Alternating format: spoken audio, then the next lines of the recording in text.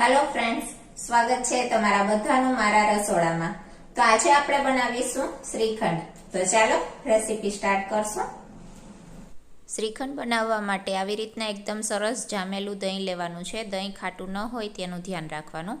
હવે કોટનના કપડામાં બધું દહીં એડ કરી પોટલી વાળી અને બને એટલું તેની અંદરનું પાણી છે તે આવી રીતના નિતારી લેવાનું। હવે કોઈ પણ વજનવાળી વસ્તુ રાખી અને ફ્રીજમાં આ દહીંની પોટલી છે તેને આપણે 2 કલાક રાખવાનું છે।